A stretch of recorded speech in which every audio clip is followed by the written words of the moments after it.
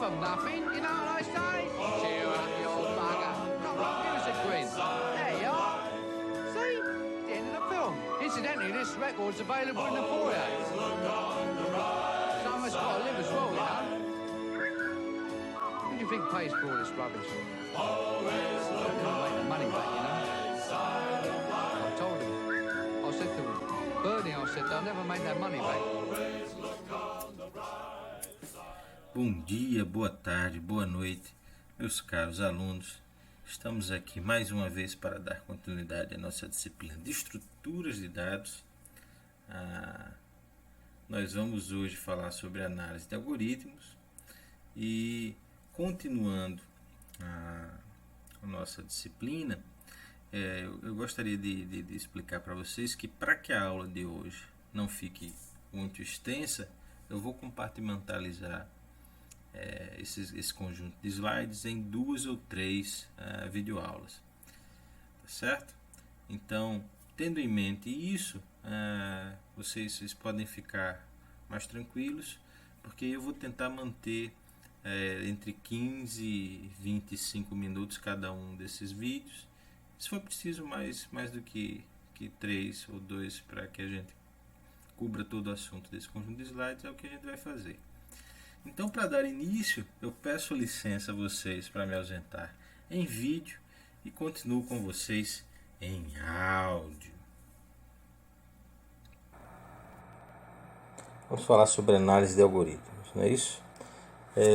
Veja bem, quando a gente tem um algoritmo e a gente quer comparar uma solução, quando a gente quer comparar um problema computacional, 2 soluções algorítmicas para um problema computacional, geralmente a gente tem que se preocupar em quantificar os recursos, né? Esse algoritmo, a gente tem um algoritmo A, né? Tem um algoritmo B, e eu quero saber quanto tempo isso aqui leva para receber, para me responder, né? Para me oferecer uma resposta, quanto tempo esse outro leva, né? Quem é melhor em relação em termos de tempo. E outra coisa outra possível métrica é a quantidade de memória que cada um utiliza, né? Esse aqui, para me resolver, digamos que esse aqui seja mais eficiente, ou seja, leve menos tempo para dar uma resposta, e esse aqui leve mais tempo, mas o algoritmo A precisa de mais memória e o algoritmo B precisa de menos memória, né? Então, isso pode ser algo relevante. Pode ser que o algoritmo A, embora seja mais rápido, eu prefiro para minha aplicação utilizar o algoritmo B porque ele usa menos memória, embora demore mais um pouco. Isso por quê? Porque eu estou pensando em utilizar esse algoritmo numa solução talvez embarcada, que a quantidade de memória é menor, e aí se eu utilizar o algoritmo A, pode ser que eu estoure, né, a quantidade de memória que eu tenho, e mesmo que ele seja mais rápido, eu não vou ter a resposta, porque eu não tenho os requisitos mínimos. Então, geralmente a gente tem essas 2 métricas aí para a gente avaliar os algoritmos, tá certo? Aqui a gente destaca 3 pontos importantes, que é qual o tempo de execução de um algoritmo dado uma entrada. A gente pode pensar numa entrada específica, ou pode também considerar um conjunto qualquer de entradas. A quantidade necessária de operações dada uma entrada e o que é uma operação elementar. Olha bem, senhores, quando a gente fala em computação, vocês devem estar pagando arquitetura também. Uma dada instrução de um algoritmo, né? Você tem, por exemplo, aqui A recebe B mais C. A gente tende a pensar que essa linha de código, né? Vamos colocar aqui um ponto e vírgula, imaginar que isso aqui é uma linguagem compilada qualquer. Essa linha de código aqui, a gente tende a imaginar que ela é de tempo constante, ou seja, qualquer que sejam os valores de A, B e C, isso aqui vai executar sempre em relação com a mesma quantidade de instruções de CPU, digamos, né? A mesma quantidade de instruções. Isso pode ser ou não pode ser verdade. certo? Veja bem, se A, B e C são valores limitados, digamos, por exemplo, são em termos de 32 bits, e eu estou utilizando, e na minha linguagem, o maior valor que eu tenho para trabalhar são valores de 32 bits, e na minha arquitetura, as operações implementadas pela minha unidade lógica e aritmética também são com valores máximos de 32 bits. Então, se eu tiver todas essas limitações e considerar que A, B e C são números limitados a essa representação de 32 bits, então tudo bem. Então vai ser tempo constante para qualquer um deles. Se A, B e C podem ser quaisquer valores não limitados, então veja bem, se B for um número da ordem de 2 elevado a 128, então as máquinas que a gente costumeiramente usa, né, talvez elas não tenham como resolver essa soma ou essa atribuição em apenas um ciclo da unidade lógica aritmética da CPU. Elas precisam de mais de um, então elas não vão ser, note, se B for um número pequeno vai ser apenas um ciclo, se B for um número muito grande vão ser mais de um ciclo. Então deixa de ser de tempo constante. Tá certo? Eu só quero enfatizar isso daqui. Então, se for de tempo constante, a gente poderia dizer, por exemplo, que o custo de toda essa linha aqui, assumindo atribuição, soma, tudo junto, digamos, seria um custo C1. Alguma constante C1. Que seria o custo, digamos, de um ciclo de processamento. Né? Mas se eu não considerar A, B e C não limitados, a gente pode dizer que o custo vai ser associado ao tamanho desse número. Quanto maior ele for, mais ciclos eu vou precisar. Como o nosso sistema numérico implementado em hardware é na base logarítmica, é na base 2, né, são números binários, então se eu tenho, por exemplo, eu tenho uma arquitetura 32 bits que só trabalha com dados desse tamanho. Então, se for um número, uma soma de dois números de 32 bits, o resultado também vai ser um número de 32 bits, né, que cabe dentro dos 32 bits, possivelmente, e aí eu vou levar um ciclo. Mas se for um número maior do que 32 bits, ou B ou C, por exemplo, então pode ser que eu vou precisar de mais de um ciclo, vou precisar de 2 ciclos, né? Se for um número, por exemplo, até 64 bits, eu preciso de 2 ciclos, é suficiente. Se for um número maior, se for até 128 bits, aí eu preciso talvez de 3 ciclos, por exemplo, né? Ou 4 ciclos. Então veja que possivelmente a relação de quantidade de ciclos e de tamanho do número é uma relação logarítmica. Então seria aqui C1 vezes o logaritmo a base 2 do próprio C aqui, por exemplo, do valor de C, digamos, né? Ou do valor de B, tá certo? Para fins de simplificação, assim a gente pode, sem perder muita generalidade, assumir que essas operações são constantes, tá certo? Porque de fato a gente está trabalhando aqui num nível em que a gente não está trabalhando com números potencialmente tão grandes assim, né? Os algoritmos em si que a gente vai ver em estruturas de dados, ele trabalha geralmente assim, as estruturas que a gente vai ver é para trabalhar com conjuntos de dados, né? Então são coisas que um vetor, por exemplo, de 2 elevado a 32 elementos já é um vetor de tamanho razoavelmente grande que a gente pode resolver basicamente bastante coisa com ele. E se a gente precisar de mais de 32 bits, a gente já tem máquinas de 64 que aí já também dá para fazer muita coisa com elas, né? Então, por enquanto, a gente vai meio que usar esse entendimento aqui, embora ele não seja o mais preciso. E eu só quero que vocês entendam isso. Ele não é o mais preciso e a gente está sendo um pouco relaxado em relação a atribuir, por exemplo, que isso aqui é constante. Ok? Vamos continuar aqui. Então vamos começar pelo tempo de execução. A gente viu que a gente pode utilizar a métrica de tempo de execução e de memória. Geralmente é bom utilizar as duas. Geralmente a de tempo de execução ela é mais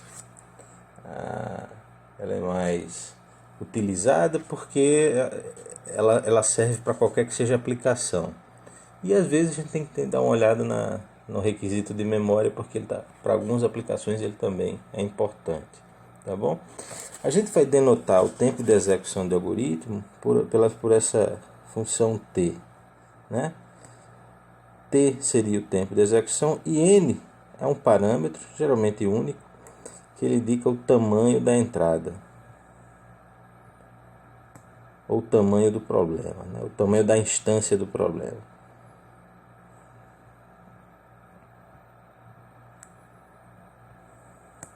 Tá certo? E o que a gente vai assumir que é esse tempo de execução do algoritmo, que é o que a gente está querendo calcular, ele vai ser proporcional a alguma constante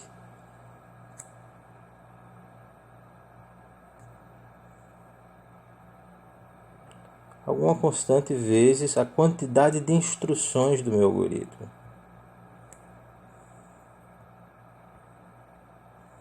Tá certo?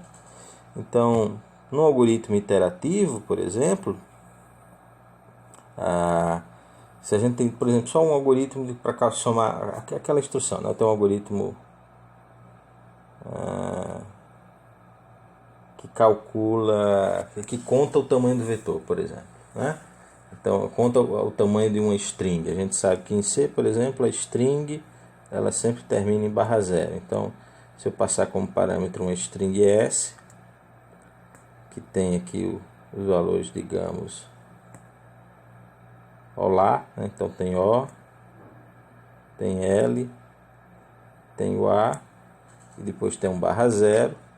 Então, um laço de repetição vai começar da primeira posição, 1, 2 ou 3, se for indexando em mim. Quando chegar aqui na minha última posição, ele vai identificar que chegou no /0 e ele vai dizer que é 3 o tamanho, né? Dessa minha string, né? O tamanho da string, vou colocar dessa forma aqui, o tamanho da string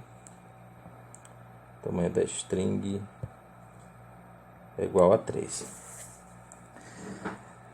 O que acontece? Um algoritmo que fizesse esse tipo de contagem, vocês podem imaginar que ele tem um laço de repetição, e aí ele fica verificando se chegou no /0. E aí vocês podem concordar comigo que a quantidade de vezes que eu passo por esse laço, ela é proporcional à quantidade de caracteres aqui que eu tenho, que é diferente de /0. Então eu passo aqui, veja bem, ele primeiro faz uma comparação com o O, vê que não é o /0, faz uma comparação com o L, vê que não é o /0, faz uma comparação com o A, vê que não é o /0, faz uma comparação aqui com o /0 na quarta posição, vê que é o /0 e termina. Então o meu laço ele executou 4 vezes, concorda? Meu laço executou 4 vezes. Então, se cada operação, se o custo do laço, digamos, seja CM o custo de cada uma vez que eu passo nesse laço, é constante. E eu fiz isso 4 vezes, então meu tempo de execução ele vai ser proporcional, né, a isso daí. Note que meu N aqui é 3, não é isso? Porque o N não vetor 3 posições. Então, esse seria o custo em tempo do meu algoritmo para N igual a 3, uma instância de N igual a 3. Então, esse algoritmo que a gente escreveu aqui, idealmente, ele para um vetor de 3 posições, que o /0 é só um delimitador, ele executaria 4 vezes essa constante CM, tá certo? O tempo seria proporcional a isso. Tudo bem? Só que o que acontece? Se o meu algoritmo ele não tem especificidades, ou seja, para qualquer entrada ele meio que executa da mesma forma, essa é uma ideia razoável. Pronto, eu posso então quantificar o tempo de execução do meu algoritmo dessa forma.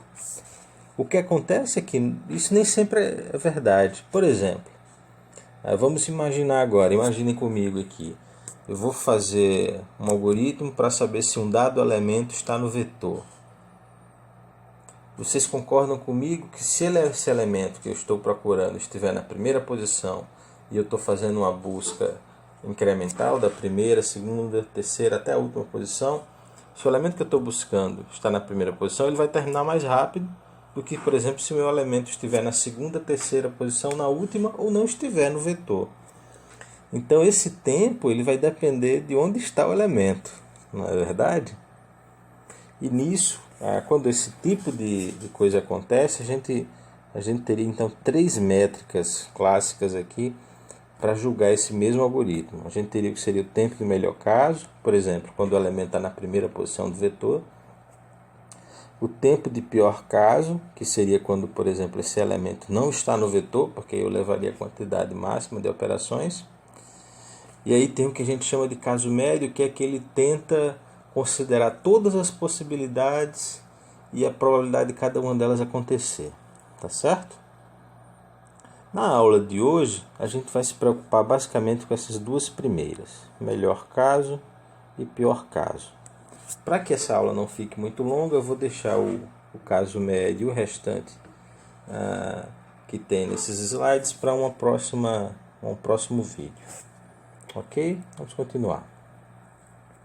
Então vamos começar com esse exemplo que a gente falou de dado um vetor qualquer, que aqui a gente está chamando de A, que tem tamanho n. Eu quero saber se existe ou não um elemento k nesse vetor.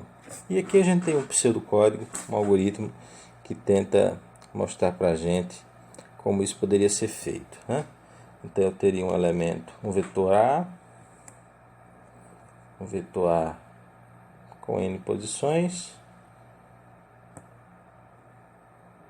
Deixa eu só aqui. Vetor A com n posições.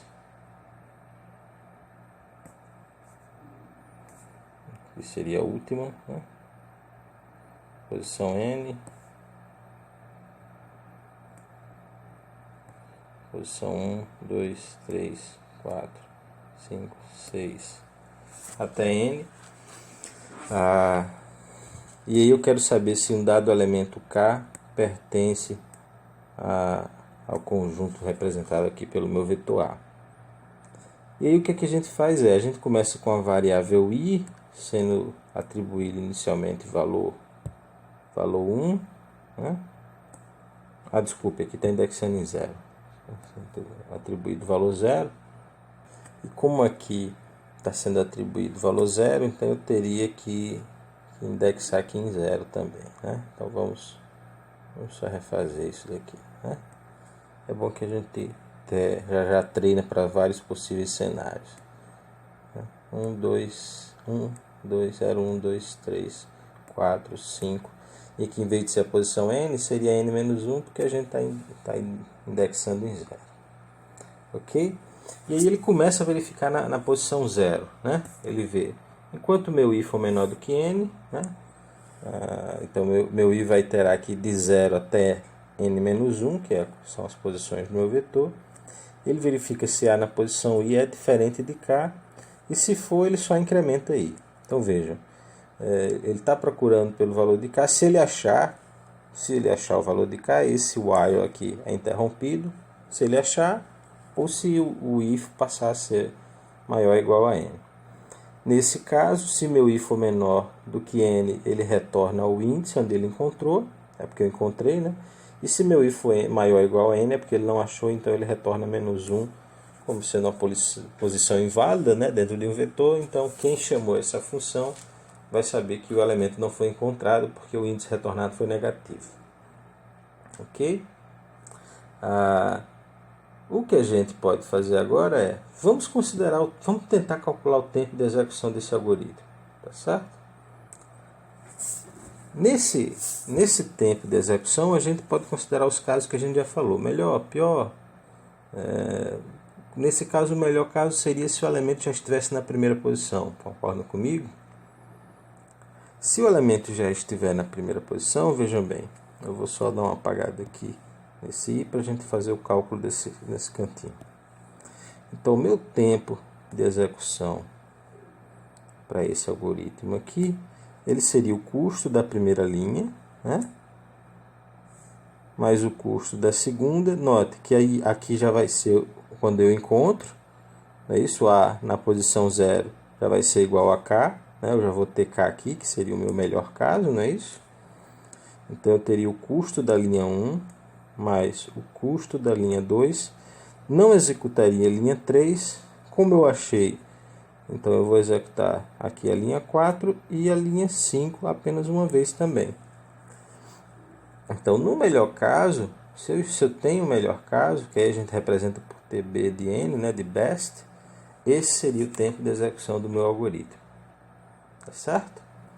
Seria o custo da linha 1, mais o custo da linha 2, mais o custo da linha 4, mais o custo da linha 5, que como são operações básicas da minha linguagem, elas são de tempo constante. Ok, senhores? Vamos continuando aqui. Né? Aqui a gente já tem spoilers, né? A gente já tem o que seria o cálculo, né? do melhor caso. E aqui eu já coloquei também do pior caso. Vamos tentar recriar esse de pior caso aqui. Tá certo? Qual seria o tempo de execução do pior caso? Eu teria aqui T de N, o pior caso W. E aqui eu já tenho mais ou menos as contagens de quanto eu fiz em cada uma das linhas, olha só. Isso seria para o pior caso. Que worst, que best. Né? Então veja bem, no pior caso, eu também executo a primeira linha apenas uma vez. Então eu vou ter o C1, tá certo? E lembrem que o pior caso é quando o meu elemento não está no vetor. Se ele não está no vetor, vocês vão de concordar comigo que o que vai fazer esse meu laço de repetição parar é essa condição aqui. Né? Vai chegar um momento que I vai passar de N-1 para N, e aí isso aqui se torna falso. Não é isso? Quando isso acontece é por quê? Porque o meu I já foi 0, já foi 1. Vamos pegar, por exemplo, N igual a 4. Meu I vai ser 0, meu I vai ser 1, meu I vai ser 2 e meu I vai ser 3.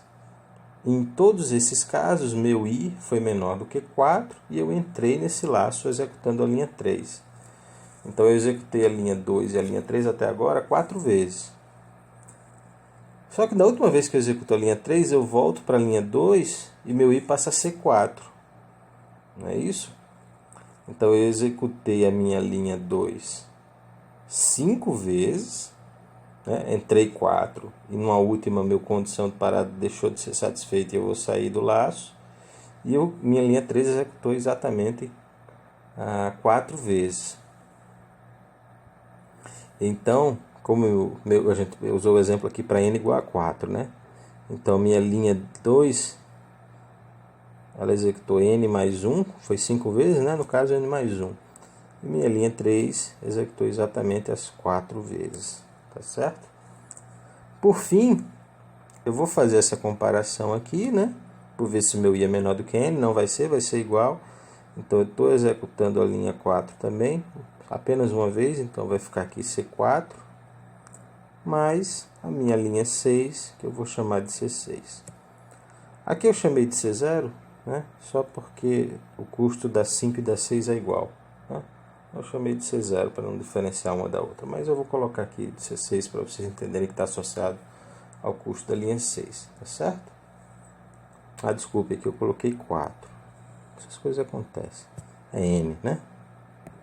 É N, porque meu N é igual a 4. Ok, senhores? Então vejam, a gente tem aqui o mesmo equacionamento, tá certo? Então veja, o que é que eu fiz de um para outro? Aqui eu coloquei o N em evidência, veja bem, então ficou C2 vezes N mais C3 vezes N, aí coloquei o N em evidência, e os restantes das constantes, C1, C2 vezes 1, C4 e C0, eu coloquei isolados aqui, e o que acontece é que no pior caso, né, considerando a equação que a gente criou lá em cima, eu vou ter C1 mais C2 mais C4 mais C6, tudo isso aqui constante, né? Mais C2 mais C3 vezes N. Isso aqui também é uma constante, só que multiplicado por N. E isso aqui eu posso reescrever como sendo TW de N é igual a alguma constante que eu chamei aqui de gama, né?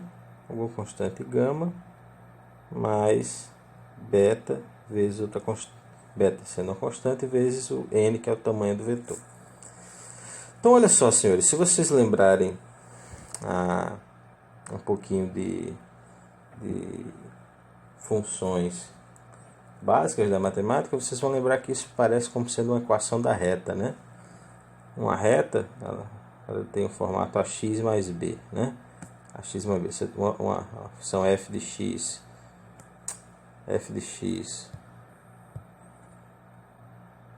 igual a ax mais b, né? X é minha variável, a e b são constantes, a indica a inclinação da reta e b um deslocamento em relação ao eixo, o eixo das abscissas, né?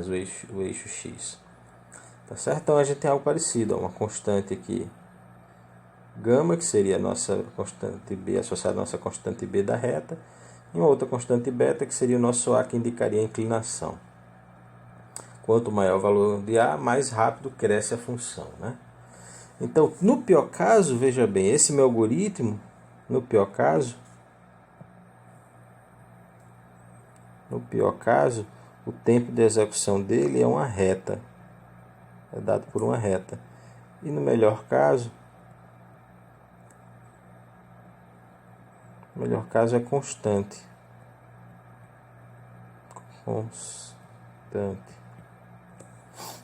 É isso? Então veja que são tempos bem diferentes. No melhor caso ele é constante, ou seja, qualquer que seja o tamanho do vetor, o tempo vai ser o mesmo. No pior caso, quanto maior o tamanho do vetor, proporcionalmente maior também vai ser o tempo de execução. Então essa discrepância em relação aos tempos de execução é que torna interessante às vezes a gente criar um tempo de execução médio, que aí leva em consideração todas essas possibilidades. Mas isso, senhores, isso é um assunto para uma outra aula, tá certo? Por enquanto, o que eu gostaria que vocês fizessem é, tentem vocês mesmos, com esse próprio algoritmo, refazer esses cálculos, tentem fazer por conta própria, né? Agora que vocês assistiram a aula, parem, né? Olhem só para o algoritmo, sem as minhas anotações, e tentem vocês reproduzir. E ver se vocês chegam no mesmo resultado. E como outro exemplo, vocês podem pegar algum outro algoritmo que vocês conheçam bem e tentem fazer essa mesma brincadeira aqui, né? Tentar calcular o tempo de execução dele, verificar se ele tem melhor ou pior caso, qual é o parâmetro do seu algoritmo que indica o tamanho, né, do problema. No nosso caso aqui é o tamanho do vetor que está indicando o tamanho do problema. E o elemento que eu estou procurando é uma condição que vai identificar se ele está ou não no vetor, se é o melhor ou o pior caso. Tá certo? Ou qual caso que não seja, ou qualquer outro caso que também não seja o melhor ou o pior. Então, senhores, nos encontramos, tentem fazer isso, né? E nos encontramos em seguida com a continuação dessa aula. Um abraço, espero que vocês estejam bem e até mais.